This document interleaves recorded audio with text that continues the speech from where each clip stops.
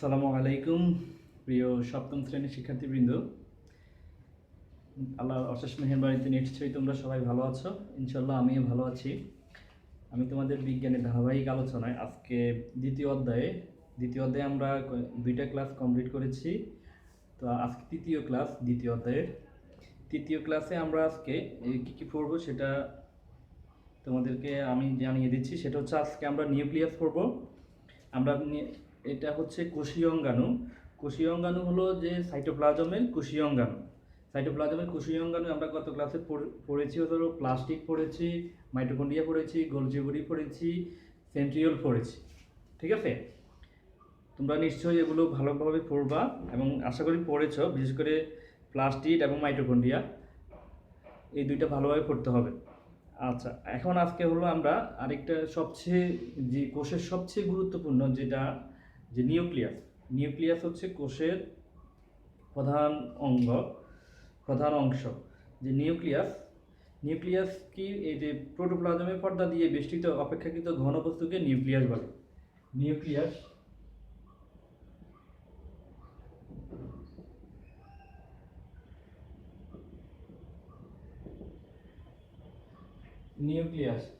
Nucleus হচ্ছে প্রোটোপ্লাজমের পর্দা দিয়ে বেষ্টিত সর্বাপেক্ষা ঘন বস্তু যেটা, সেটি হচ্ছে নিউক্লিয়াস। মানে নিউক্লিয়াসটার ঘনত্ব বেশি। এখন প্রতিটি আমরা একটা নিউক্লিয়াসের চিত্র আঁকি। যে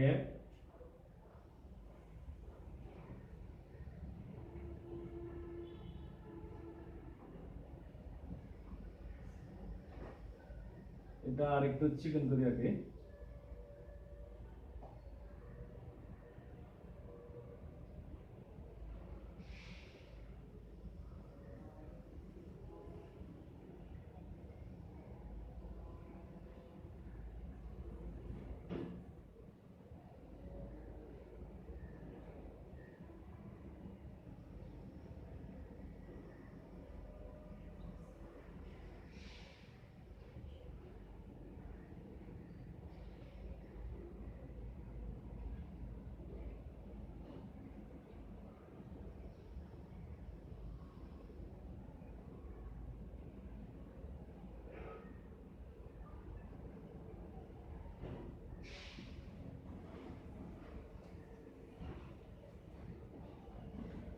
দেখো এখানে চারপাশে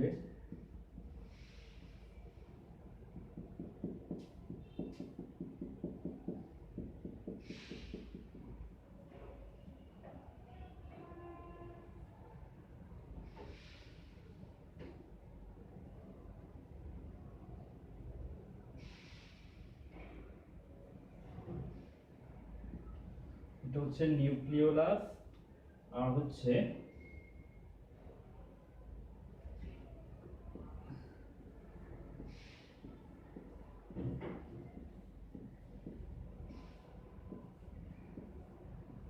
ক্রোমাটিন তন্তু, যেটাকে বলা হয় ক্রোমাটিন তন্তু। এগুলো তারপরে হচ্ছে, তাহলে এগুলো কোনটা কি? এটা হলো নিউক্লিয়ার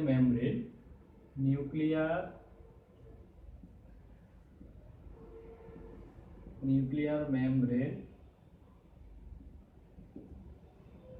তারপরে হচ্ছে এটা হচ্ছে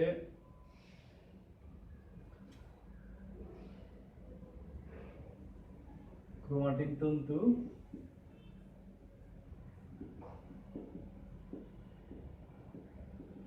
এটা হচ্ছে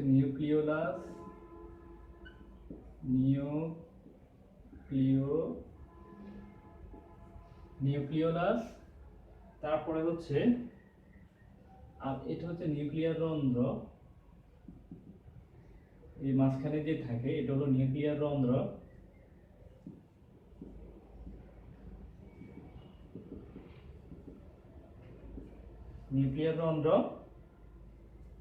রন্ধ্র বানান ধ। আচ্ছা, নিউক্লিয়ার রন্ধ্র। তারপর হচ্ছে নিউক্লিওপ্লাজম। এই যে মাঝখানে দেখো ফোটা ফোটা যে বস্তুগুলো আছে সেগুলো হলো নিউক্লিওপ্লাজম বলা হয়। তাহলে এই যে মাঝখানে ফোটা ফোটা বস্তুগুলোকে বলা হয় নিউক্লিওপ্লাজম।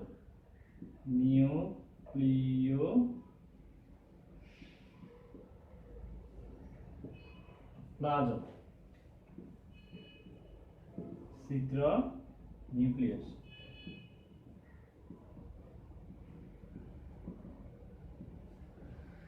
তাহলে এই যে নিউক্লিয়াস,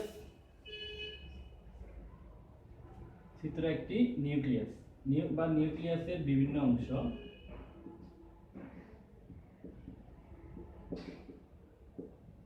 আচ্ছা, এখন দেখো তাহলে এই যে নিউক্লিয়াস তাহলে চারটি অংশ দ্বারা গঠিত, চারটি অংশের সমন্বয়ে গঠিত। একটা হচ্ছে নিউক্লিয়ার মেমব্রেন, চারটা এখানে পাঁচটা অংশ দিয়েছে, নিউক্লিয়ার মেমব্রেন, নিউক্লিওলাস, ক্রোমাটিন তন্তু, নিউক্লিয়ার রন্ধ্র, নিউক্লিওপ্লাজম। নিউক্লিওপ্লাজম হয়তো এখানে এখানে ক্রোমাটিন তন্তু, নিউক্লিওজালিকা। আচ্ছা, নিউক্লিয়ার মেমব্রেন এই জিনিসটা হয়তো এখানে বলা হয় নাই। আচ্ছা, তো নিউক্লিয়াসের ভৌত গঠন পরীক্ষার প্রকৃত সময় কোষ বিভাজন এর পূর্ব মুহূর্তে ইন্টারফেজে দশায় নিউক্লিয়াসের চারটি অংশ নিচে আলোচনা করা হলো। সাধারণত এই যে কোষ বিভাজন যে ঘটে, একটি কোষ থেকে আরেকটি কোষের সৃষ্টি হয় বা আমাদের দৈহিক যে বৃদ্ধি ঘটে, এই দৈহিক বৃদ্ধির সময় এই যে বা একটা থেকে আরেকটা যখন সৃষ্টি হয়, নতুন কোষ সৃষ্টি হয়, তখন কিন্তু এই নিউক্লিয়াসের বিভাজন ঘটে। নিউক্লিয়াসের বিভাজনের ফলেই সাধারণত এই একটা কোষ থেকে আরেকটা কোষ সৃষ্টি হয়। মানে প্রত্যেকটা কোষে তো নিউক্লিয়াস থাকতেই হবে, নিউক্লিয়াস ছাড়া তো কোষ হবে না। তাহলে প্রত্যেকটা কোষেই একটি করে নিউক্লিয়াস আছে। যতটা কোষ, প্রত্যেকটা জীবদেহে যতটা কোষ ততটি নিউক্লিয়াস। এখন তো নিউক্লিয়ার পর্দা যেটা, সেটা আমরা সাধারণত কি কি এই যে এখানে একটা ইন্টারফেস দশা, এটা হচ্ছে তোমরা ক্লাস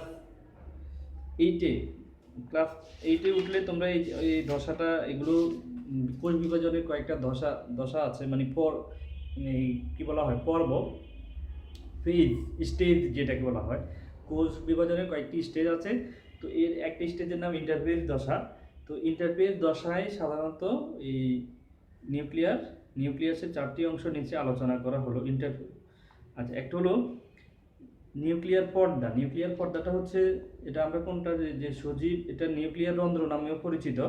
নিউক্লিয়ার পর্দা যেটা, এই যে নিউক্লিয়ার রন্ধ্র যেটা, এটা হলো সজীব ও দ্বিস্তর বিশিষ্ট পর্দা দিয়ে প্রতিটি নিউক্লিয়াস আবৃত থাকে।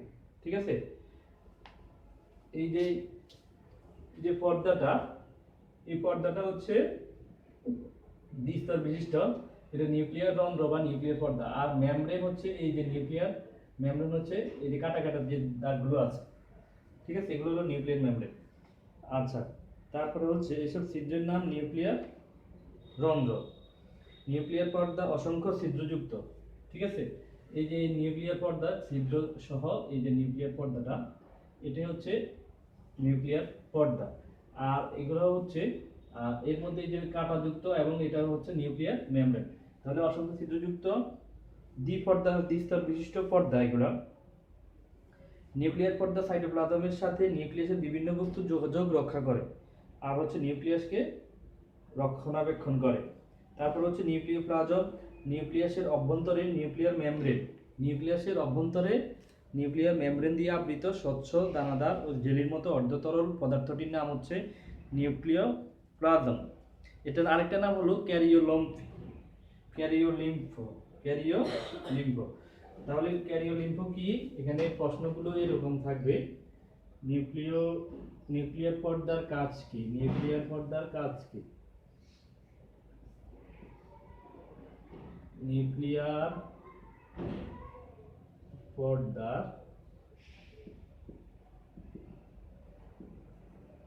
কাজ লেখা। তারপরে হচ্ছে ক্যারিওলিম্ফো কি? ক্যারিওলিম্ফো কি?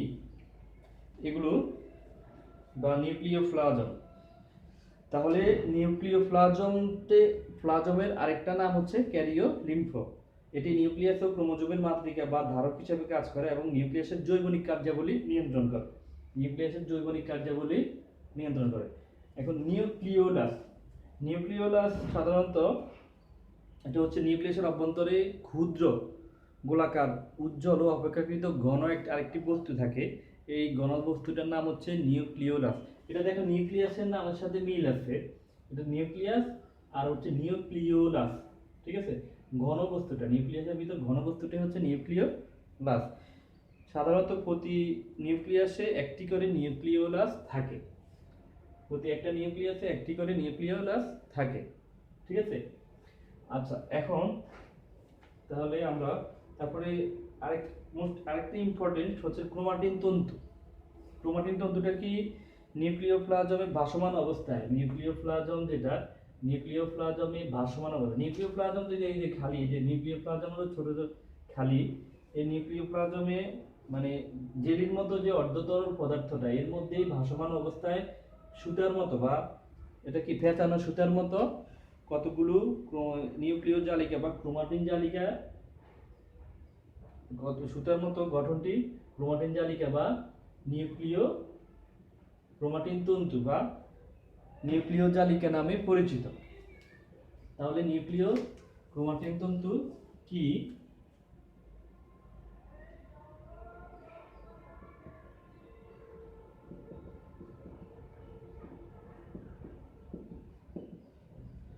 ক্রোমাটিন তন্তু হলো কি? নিউক্লিওপ্লাজমে ভাসমান পেঁচানো সুতার মতো যে দেখতে, পেঁচানো সুতার মতো দেখতে পেঁচানো নিউক্লিয় জালিকা বা ক্রোমাটিন জালিকা নামে পরিচিত। পেঁচানো সুতার মতো দেখতে এগুলোকে কি বলা হয়? নিউক্লিয় জালিকা বা ক্রোমাটিন তন্তু। এগুলো হচ্ছে এই কোষ বিভাজনের সময় তন্তুময় গঠনটি কতগুলো টুকরে পরিণত হয়। এগুলো হচ্ছে এগুলো পরবর্তীতে ক্রোমোজোমে পরিচিত, এই ক্রোমোজোমে সৃষ্টি করে এবং প্রতিটি টুকরোকে ক্রোমোজোম বলা হয়, ঠিক আছে। কোষ বিভাজনের সময় ধরো যে এই একটা এগুলো এরকম এরকম এরকম সৃষ্টি করে, এগুলো দেখা গেছে এরকম থাকে, তো তো এইভাবে ভাগ হয়ে দুইটা ক্রোমোজোমে রূপান্তরিত হয়, এই যে এইভাবে, ঠিক আছে, এইভাবে রূপান্তরিত হয়ে যায়, ভাগ হয়ে যায়। তাহলে কোষ বিভাজনের সময় এভাবে ভাগ হয়ে যায়, ভাগ হয়ে দুইটা ক্রোমোজোমে রূপান্তরিত হয়, প্রতিটি টুকরাকে ক্রোমোজোম বলা হয়। তাহলে এই যে এই ক্রোমোজোমের মধ্যে থাকে ডিএনএ আরএনএ। আমাদের যে এই আমরা যে ক্রোমোজোমের মাধ্যমে আমরা এক প্রাণী দেহ সৃষ্টি হয় এবং এক নতুন প্রজাতি, এক প্রাণী থেকে আরেক প্রাণীর নতুন প্রজাতি সৃষ্টি হয় এই ক্রোমোজোমের মাধ্যমে, ঠিক আছে। তাহলে দেখো নিউক্লিয়াসটা হচ্ছে মূলত প্রাণী সৃষ্টির জন্য, প্রাণী সৃষ্টির উপাদান এই নিউক্লিয়াসের মধ্যেই থাকে। এবং এই নিউক্লিয়াসের যে ক্রোমাটিন তন্তুগুলোই হচ্ছে ক্রোমোজোম সৃষ্টিকার, মানে এগুলোকে ক্রোমোজোম বলা হয়। ক্রোমোজোমগুলো কোষ বিভাজনের সময় একটা নিউক্লিয়াস তন্তু থেকে দুইটা ক্রোমোজোম সৃষ্টি হয়। সেই ক্রোমোজোম থেকেই সাধারণত কি হয় যে নতুন প্রজাতি সৃষ্টি হয়। এখানে এই ক্রোমোজোমের মধ্যে থাকে ডিএনএ আরএনএ, ঠিক আছে। ডিএনএ থাকে এখানে আর আরএনএ থাকে অন্য জায়গায়। ডিএনএ থাকে এই যে ক্রোমোজোমের মধ্যে। তাহলে এই যে এগুলোর কাজ, ক্রোমাটিন তন্তু কি, এর কাজটা লেখো। এর কাজ হচ্ছে কি? নতুন প্রজাতি সৃষ্টি করা। ক্রোমাটিন তন্তুর কাজ ডিএনএ।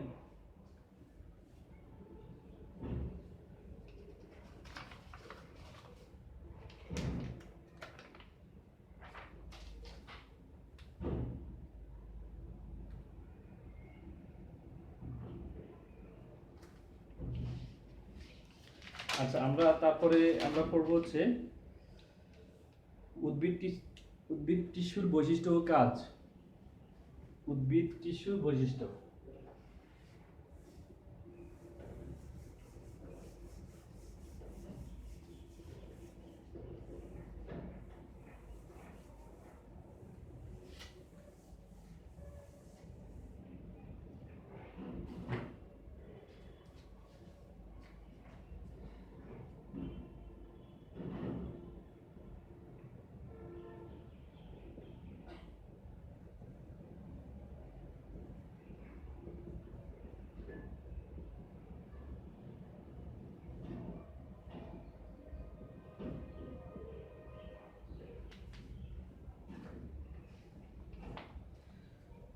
উদ্ভিদ টিস্যুর বৈশিষ্ট্য কি?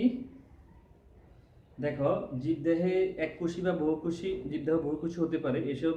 যেসব জীবদেহের একটি কোষ তারা এককোষী, আর একটি মাত্র কোষ থাকে হচ্ছে এদের পুষ্টি, রেচন, শ্বসন, জনন ইত্যাদি যাবতীয় জৈবনিক কাজ সম্পন্ন হয়। তাহলে একটা কোষ দিয়ে এদের সাধারণত সকল জৈবনিক কাজ সম্পন্ন হয়, যে পুষ্টি, রেচন, শ্বসন, তারপর হচ্ছে জনন, এগুলো সকল জৈবনিক কাজ সম্পন্ন হয়। বহুকোষ দিয়ে গঠিত জীবদেহে বহুকোষী জীব বলে। বহুকোষী জীবদেহে গঠনকারী টিস্যুগুলোর মধ্যে একদিকে যেমন শ্রেণীবিন্যাস ঘটে, তেমনি অপরদিকে শ্রমবিভাজনও হয়ে থাকে। কারণ যদি সকল কোষ একই সাথে এবং একই রকমভাবে জৈবিক কাজ সম্পন্ন করত, তাহলে জীবদেহের গঠন, বৈচিত্র্য ও শারীরবৃত্তীয় জৈবিক কাজগুলো নানা রকম বিশৃঙ্খলা দেখা দিত। সকল কোষ যদি একই রকমভাবে জৈবিক কাজ সম্পন্ন করতো, তাহলে কি গঠন, বৈচিত্র্য ও শারীরবৃত্তীয় নানা রকম জটিলতা দেখা দিত, বিশৃঙ্খলা দেখা দিত।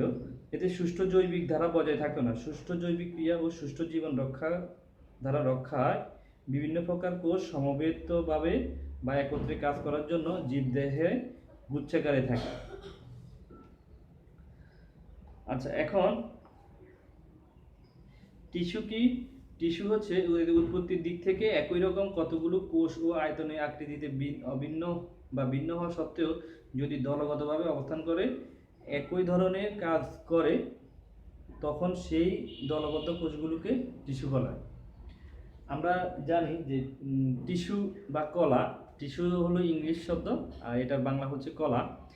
এই টিস্যু বা কলা হচ্ছে কি, একাধিক কোষগুলো যখন একাধিক কোষগুলো একত্রিত বা দলবদ্ধ হয়ে যখন একটি সংঘবদ্ধ কাজ করে, একই রকম কাজ করে, তখন সেটাকে বলা হয় টিস্যু। ঠিক আছে? ধরো যে আমাদের এই যে হাতের যে কতগুলো কোষ একরকমভাবে হাতের কোষগুলো, সেই হাতের কোষগুলো একত্রিত হয়ে যে কাজ করে। আবার স্বাভাবিকভাবে কানের যেই কোষগুলো, সেখানেও টিস্যু আছে। তাহলে কানের কোষগুলো আবার হাতের কোষগুলো একরকম না। তাহলে হাতের কোষগুলো যে দলগতভাবে যে কাজটা করে, কানের কোষগুলো দলগতভাবে সেই কাজটা করে না। তাহলে যদি দুইজনের কাজ একই রকম থাকতো, সকল কোষের যদি কাজ একই রকম, টিস্যুর কাজ একই রকম থাকতো, তাহলে কি বিশৃঙ্খলা হতো না? হাত আর কানের মধ্যে কোনো পার্থক্য থাকতো? পার্থক্য থাকতো না। এটা এখানে দেখো যে হাত অত্যন্ত সহনীয় একটা কি, হাত অত্যন্ত সহনীয় একটা অঙ্গ। এখানে আমরা অনেক আঘাত সহ্য করতে পারি হাতের তালুতে, কিন্তু আমরা অন্য কোনো অঙ্গে এরকম আঘাত সহ্য করতে পারি না। তাহলে কি বোঝা যায় যে কোষগুলো যদি আমাদের দলগতভাবে একই রকম কাজ করে, তাহলে সেখানে তাদেরকে বলা হয় টিস্যু।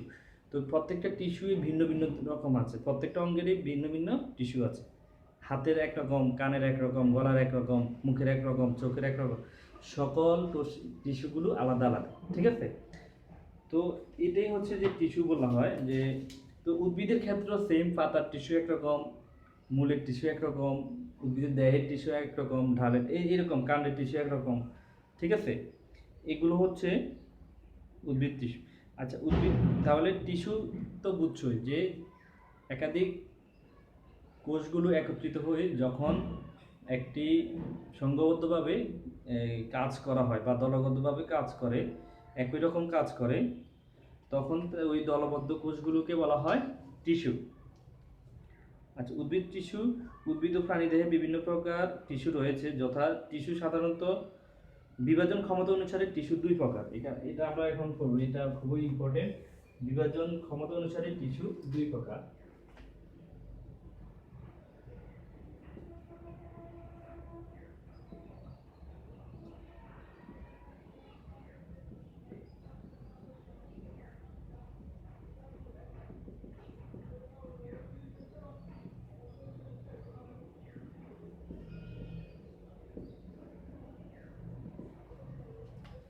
তাহলে টিস্যু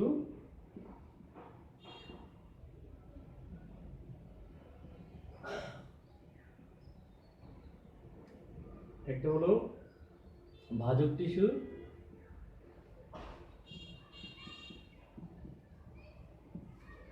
স্থায়ী টিস্যু।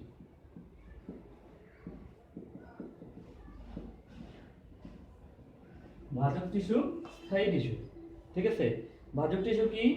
উদ্ভিদ দেহে যেসব টিস্যুর কোষের বিভাজন ক্ষমতা রয়েছে সেগুলোকে বলা হয় ভাজক টিস্যু। বিভাজন ক্ষমতা অনুযায়ী যেসব টিস্যুর বিভাজন ক্ষমতা আছে তাদেরকে বলা হয় কি? ভাজক টিস্যু।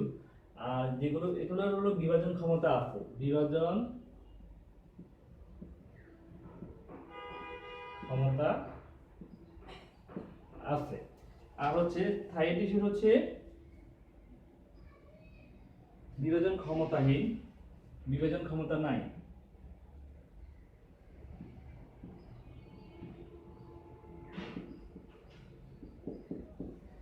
ঠিক আছে। এখন এই যে ভাজক টিস্যু উদ্ভিদের বর্ধনশীল অঙ্গে অবস্থান করে, তো বিভাজন ক্ষমতা থাকার কারণে সাধারণত এটা বৃদ্ধি পায়। কি হয়? যে উদ্ভিদের যে অঙ্গ বৃদ্ধি পায় ওই অঙ্গে ভাজক টিস্যু অবস্থান করে, আর বিশেষ করে কাণ্ড মূলের অগ্রভাগে অবস্থান করে।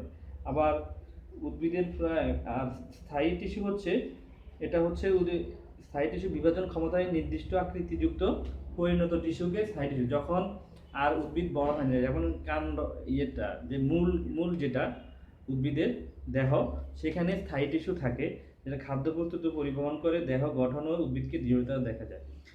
ঠিক আছে, এটা হচ্ছে স্থায়ী টিস্যু। এখন ভাজক টিস্যুর কাজ আর ভাজক টিস্যুর চিত্রটা আঁকবা, চিত্রটা খুব ইম্পর্টেন্ট।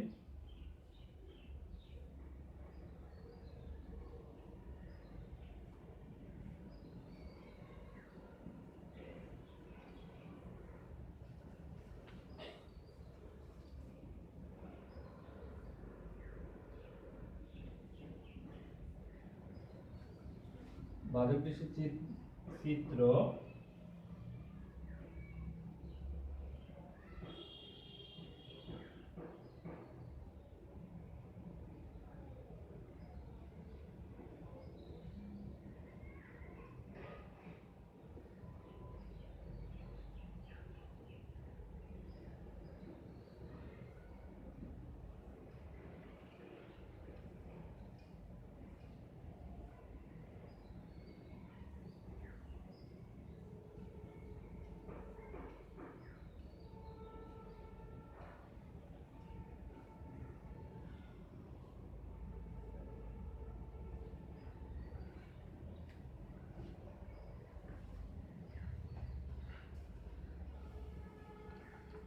তাহলে এখানে দেখো, এই যে প্রত্যেকটাতে নিউক্লিয়াস থাকে।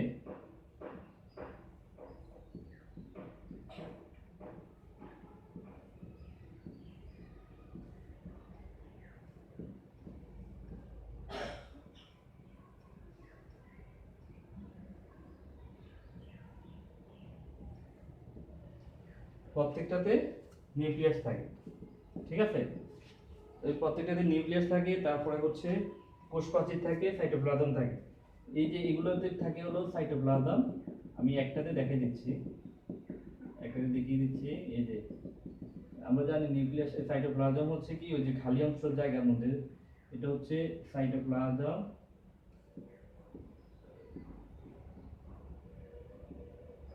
এটা হলো নিউক্লিয়াস, আর এটা হচ্ছে কোষ প্রাচীর। কোষ প্রাচীর, ঠিক আছে। তাহলে এটা হলো ভাজক টিস্যু। তাহলে এটা কি? চিত্র ভাজক টিস্যু।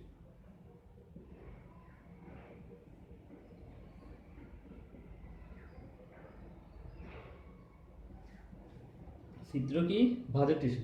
ভাজক টিস্যুর কাজটা কি? যে ক্রমাগত বিভাজনের ফলে ভাজক টিস্যু নতুন নতুন কোষ ও টিস্যু সৃষ্টি করে। এটি উদ্ভিদের দৈর্ঘ্য ও প্রস্থের বৃদ্ধি ঘটায়। ভাজক টিস্যুর উৎপত্তি ঘটায়। তাহলে এই যে কাজ, এটা কাজ করবা। ভাজক টিস্যুর কাজ, তাহলে এটার কাজ, স্থায়ী টিস্যুর কাজ।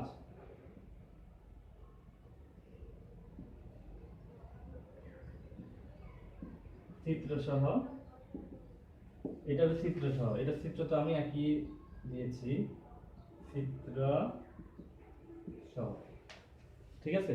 এটা জাস্ট একটা ক্ষেত্রে দেখালাম, এরকম সবগুলো এরকম হবে। আর স্থায়ী টিস্যুর চিত্রটা হচ্ছে ওই যে গোল আকৃতির গোল। তো এই সুন্দরভাবে তাহলে চিত্র সহ আঁকবে। আর আমরা আরো দুইটা ক্লাস লাগবে, এটা আরো দুইটা ক্লাস লাগবে।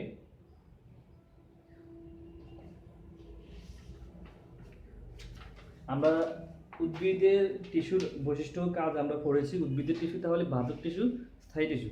আর প্রাণী টিস্যুর বৈশিষ্ট্য কাজ আমরা পড়ব। প্রাণী টিস্যুর বৈশিষ্ট্য কাজগুলো আমরা, সেটা হলো প্রাণী টিস্যু আবার 4 ধরনের, বিভিন্ন প্রকার 4 ধরনের। আবরণীয় টিস্যু, টিস্যু বা কলা, আবরণী টিস্যু, যোজক টিস্যু, পেশি টিস্যু, স্নায়ু টিস্যু। আবরণী এটা প্রকারভেদ, প্রাণী টিস্যুর প্রকারভেদগুলো মুখস্থ করবা, ঠিক আছে? এটা আমি একটু প্রশ্নটা লিখে দিচ্ছি।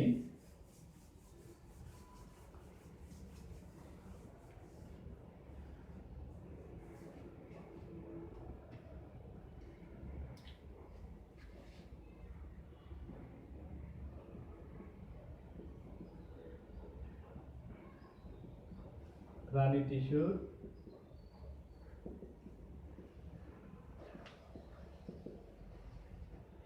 প্রকারভেদ গুলো লেখ। কত প্রকার কি কি প্রাণী টিস্যু, কত প্রকার,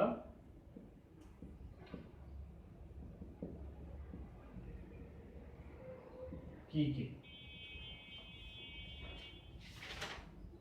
আবরণী ও পেশি টিস্যুর